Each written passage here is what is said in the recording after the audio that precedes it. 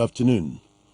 This is News Around the World on Pensioners 106.7 FM, Agbarigo, Onireke, Ibadan. I am LAOLU, OLATUNBOSUN. Nigeria police dismisses officer responsible for death of footballer.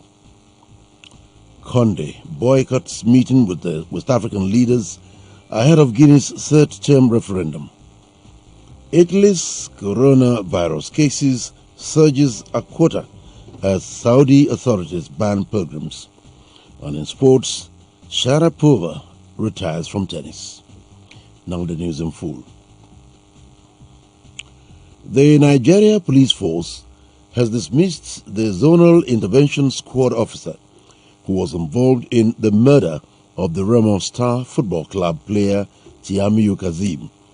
Inspector Olaniyi Ogunshoro's dismissal came following a recommendation sent to the Assistant Inspector General of Police in charge of Zone 2 after the dismissed officer's trial by the Ogun State Police Command.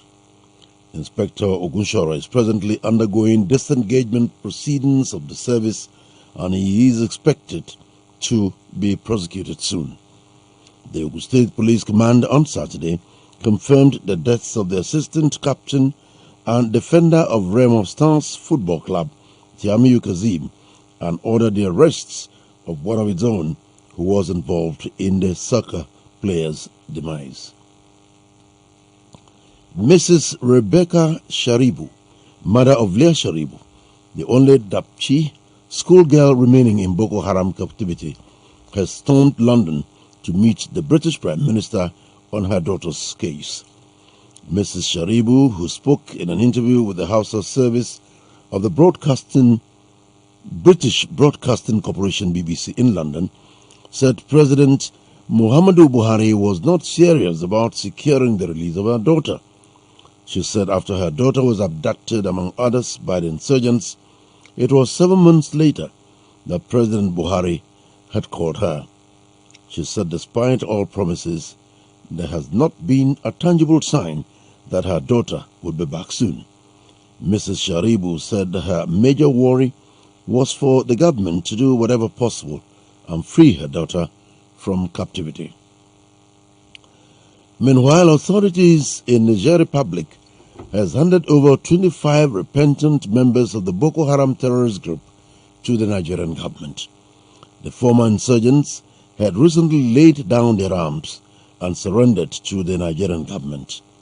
The so-called repentant Boko Haram fighters arrived in Maiduguri, the Borno state capital, in company of their wives and children. They were also accompanied to Maiduguri by the coordinator of Operation Safe Corridor, Major General Bamidele Shafa. The 6 houses of assembly in the southwest have adopted a single legal document for the operation of the Amatekun security outfit across the region. Chairman of the Conference of Speakers of Southwest, Bamidele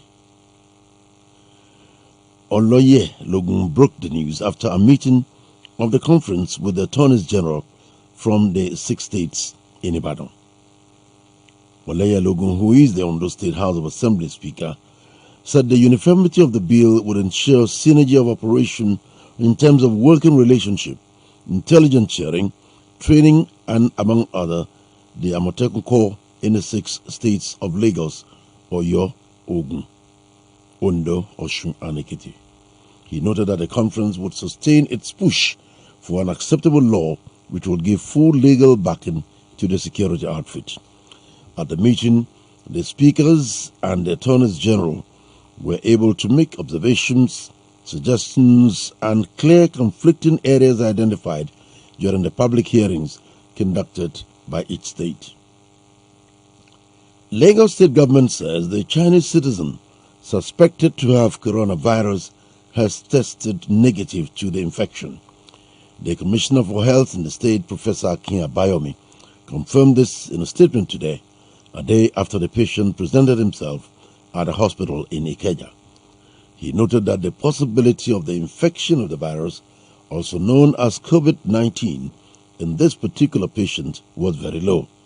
Professor Abayomi disclosed that The conclusion of investigations and sophisticated testing confirmed that there was no case of coronavirus in Lagos State as of now.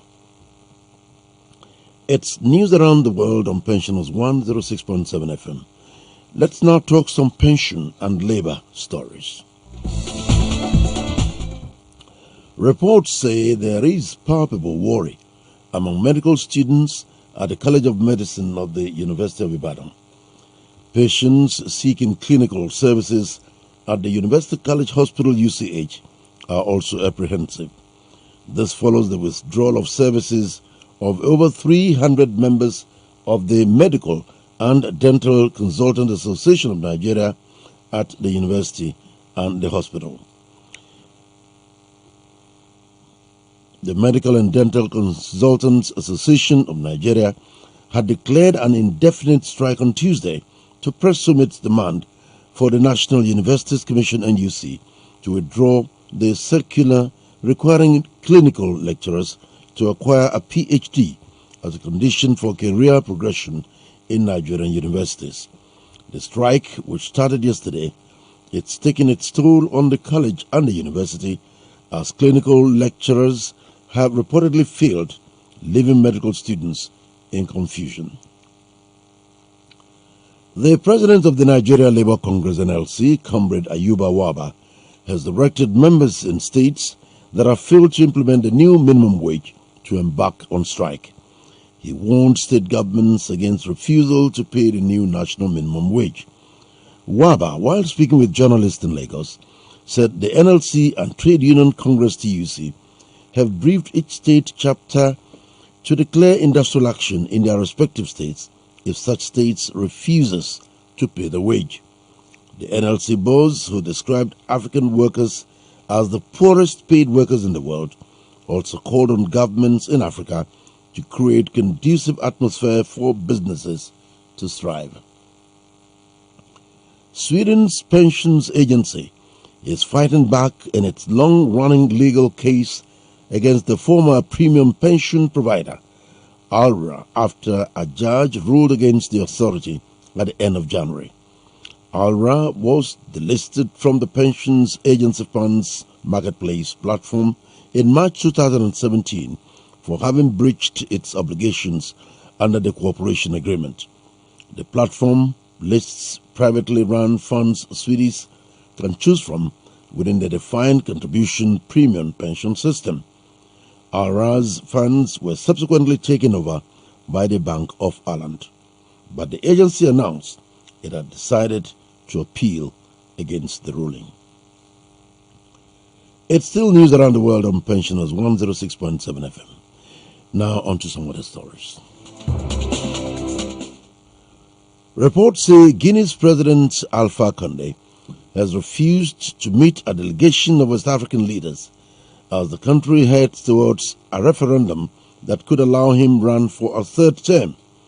A delegation of heads of states from the regional bloc, the Economic Community of West African States, ECOWAS, was scheduled to visit Guinea on Friday. It was to be led by Niger's President Muhammadu Issoufou and was to include Nigeria's Muhammadu Buhari, Ghana's Nana Akufo-Addo, and Burkina Faso's Roch-Marc Christian Kabore. Guinea has been plunged into political crisis over President Condé's push for constitutional reforms through a referendum that will be held on March 1. The opposition has said it will boycott the vote. Saudi Arabia is stopping pilgrims from entering the country due to the outbreak of coronavirus. It is not clear if the Hajj pilgrimage, which begins in July this year, will be affected. Non-religious tourists from virus-infected countries are also being barred from the country. Several European countries have announced new cases traced to Italy. The number of coronavirus cases in Italy has jumped to 400 amid international efforts to contain the spread of the deadly outbreak. The rise in Italy, the main focus of infection in Europe, represents a 25% surge in 24 hours. Several European countries announced new cases traced to Italy.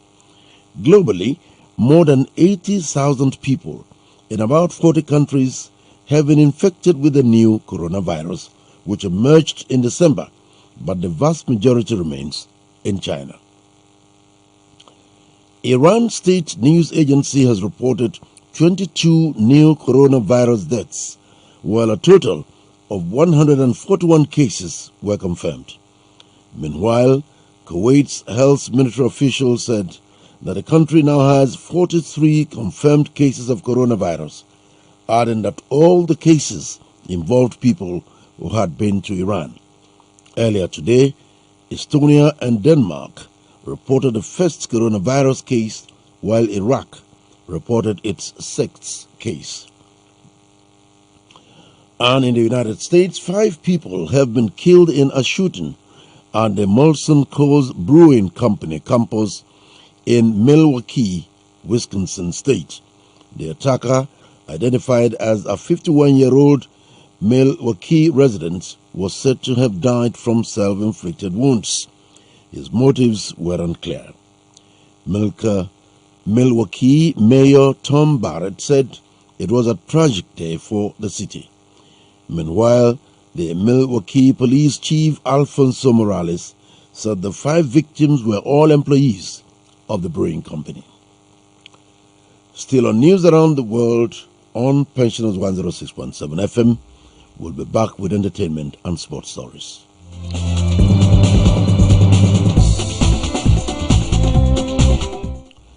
Prince Harry has asked attendees at a tourism conference to call him simply Harry as he begins his final round of public engagements before beginning a new chapter away from the British royal family. Introducing him to the stage at an event for his sustainable travel initiative in Edinburgh, Scotland, the event's host, Ayesha Hazarika, said the prince made it clear that he is just to be called Harry. The prince then walked onto the stage, hugged Hazarika, and began reading from prepared remarks about his travel initiative. Kevin De Bruyne orchestrated a dramatic Manchester City comeback last night as they stunned Real Madrid 2-1 at the Santiago Bernabeu to put one foot in the Champions League quarter-finals. Madrid looked on course to edge a cagey contest after Isco's smart finish early in the second half, but De Bruyne tipped up Gabriel Jesus in the 78th minute and then cracked away a penalty 5 minutes later. A pulsating finish saw Sergio Ramos sent off for preventing Jesus from going clear, and Madrid's captain will now be banned for the second leg at the Etihad Stadium on March 17. City's 2 away goals will make them heavy favourites to go through, even if manager Pep Guardiola was quick to discourage complacency. Meanwhile, hard-fighting Juventus failed to find the back of the net in France as they lost 1-0 to their hosts, Lyon. 5-time Grand Slam champion Maria Sharapova is saying goodbye to tennis at the age of 32. In an article, Sharapova said her body had become a distraction as a struggle with shoulder injuries. The Russian won her first Grand Slam at Wimbledon in 2004, aged 17, and completed the career slam, all 4 major titles, by winning the French Open in 2012. In 2016, she served a 15-month ban after testing positive to meldonium. After returning from her ban in 2017, Sharapova struggled to recapture her best form and suffered from a number of injuries. She has dropped to 373 in the world, her lowest ranking since August 2002, and has lost in the first round of her past 3 Grand Slam tournaments. Now listen attentively to this. Health is wealth. Promote a healthy environment to prevent outbreak of diseases. To end news around the world, another look at the main stories. The Nigeria Police Force has dismissed an officer, Inspector Olani Ogunshoro, who is said to be responsible for the deaths of Remo star footballer Tiamiyu Aziz. President Alpha Conde has boycotted a meeting with West African leaders ahead of Guinea's third-term referendum in March. The cases of coronavirus in Italy have risen by 25% as Saudi authorities ban pilgrims and other travelers over the outbreak of the virus. And in sports, five-time Grand Slam champion Russia's Maria Sharapova retires from tennis at the age of 32. That ends news around the world, and for any information, please reach out to us on 08022373535 or 08121889462, or visit us at Pensioners House, Agbarigo, Onireke, Ibadan. The news editor is Pius Nsabe. On behalf of the entire production crew, I am LAOLU OLATUNBOSUN. Thanks for listening. Good afternoon.